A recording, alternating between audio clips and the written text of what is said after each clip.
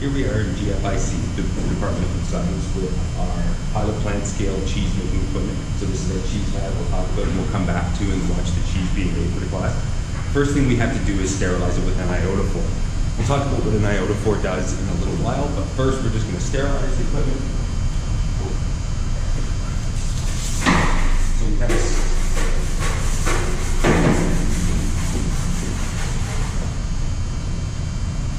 back and just find a couple things in my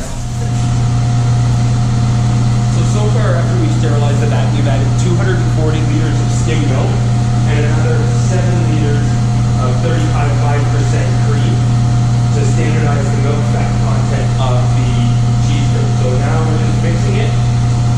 After we add the final cream, we're mixing it and then we're heating it to 30 degrees Celsius to increase the rate at which the enzyme is able to cleave the catecasein or the lacromacropeptide off of that casein micelle, which is going to change the polarity of the casein micelle.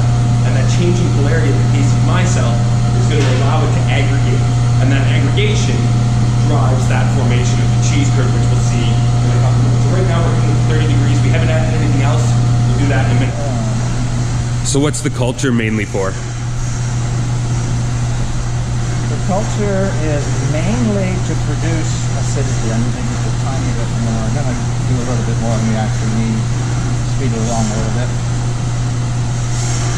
So we need the culture to produce acidity. It also, later on during ripening, we're not going to ripen the cheese curd, but if we were making a ripened cheese, then it's also essential to the ripening process that takes place over months and years. The culture we're using is one of many commercialized lactic acid bacteria. We would refer to this one as a mesophilic, meaning it prefers mid-range temperatures and won't tolerate temperatures above about 39 degrees Celsius. So we would call it a mesophilic. It's really, we actually refer to it in the industry as kind of the workhorse culture. It's usually a blend of Streptococcus camoris and Streptococcus lactis, and those cultures are very common. Kind of every time we need a mesophilic culture, we'll often reach for this one, but we may also supplement with other cultures as well for special purposes. So we're putting the culture into the vat at 18 degrees. It just happens that we're ready to add it, and we can add it early, but it'll help it get settled. But it won't grow a lot until we get to about 30 degrees, and we'll hold it there for an hour to give the culture a chance to get, comfortable, get acclimatized to the milk. And then about an hour later, so about an hour after we get to 30, we'll add the rennet.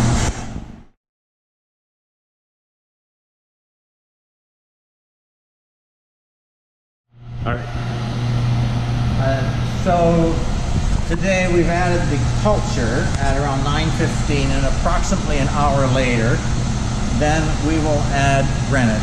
In this case, we're using recombinant rennet, which means that the DNA template is taken from a milk-fed calf and then used to reproduce an enzyme via fermentation, basically exactly the same functionality.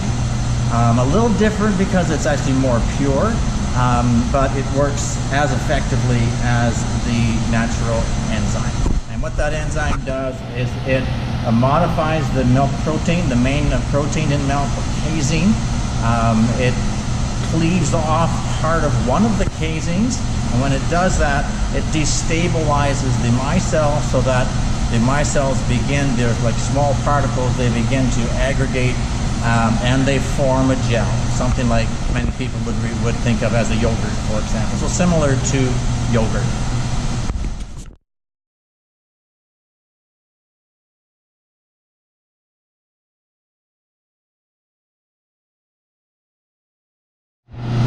So it's time to add the rennet.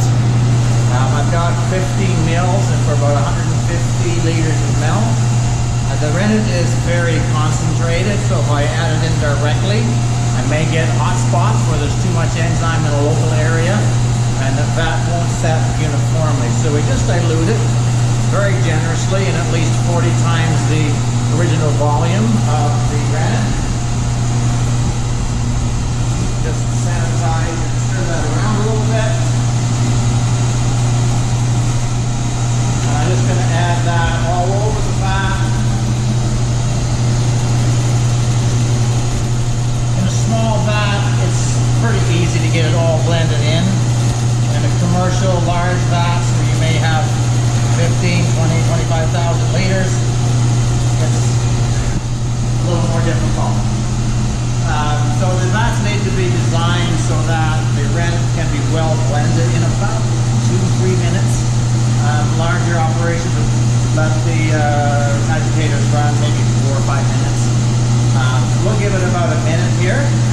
take the agitator then.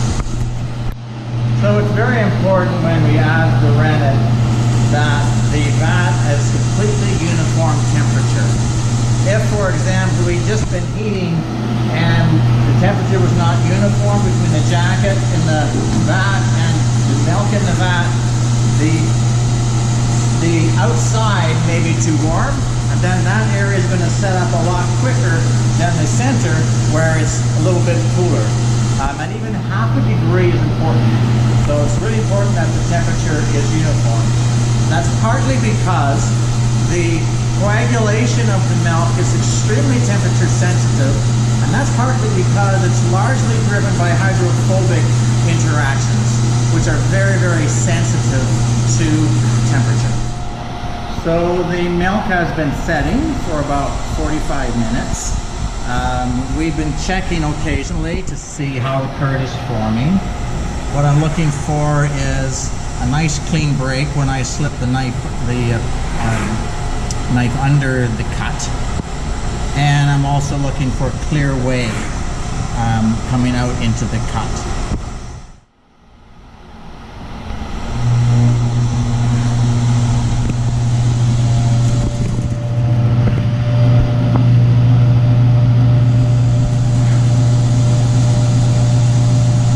So I need to help a little bit. It tends to stick to the outside, so we'll just do this to try and release it.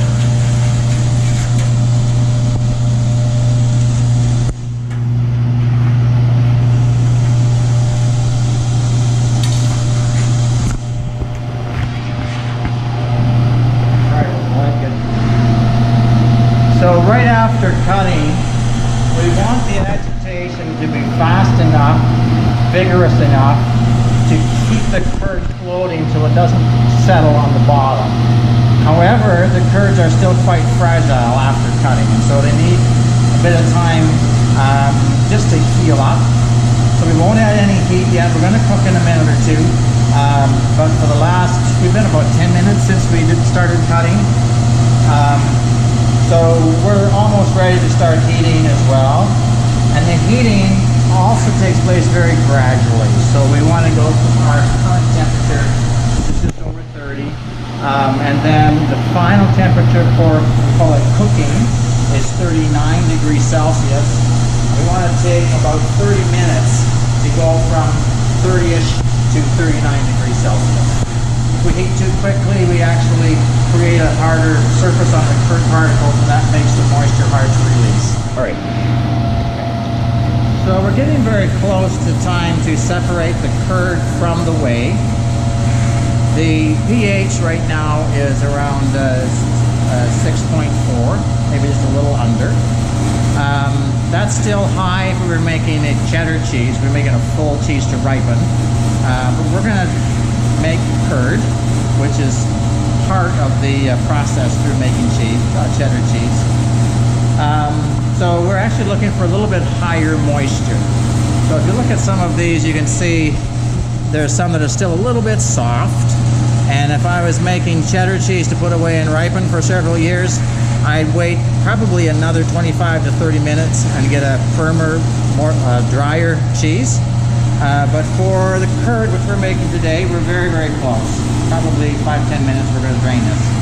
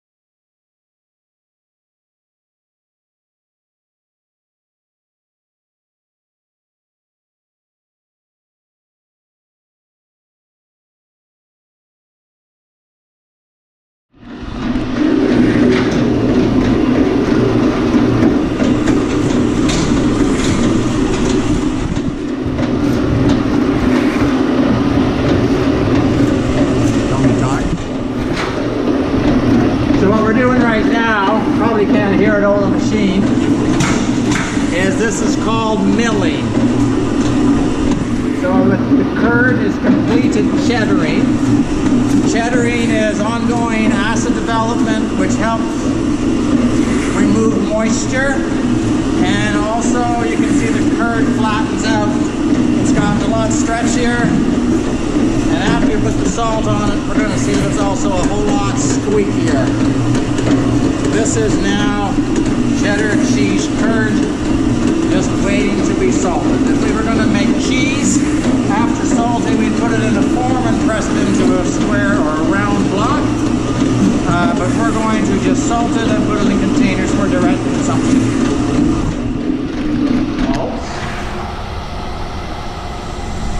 Cheese wouldn't be, most cheese at least, wouldn't be anything without salt, and certainly not cheese curd. The salt will draw the moisture out, so we'll see a rush of whey as we stir the salt in. Of course, it adds flavor, which is part of the delicious flavor of cheese curd. But also, if we were going to ripen it, the salt is absolutely essential to proper ripening of cheese, for flavor development and also for preservation.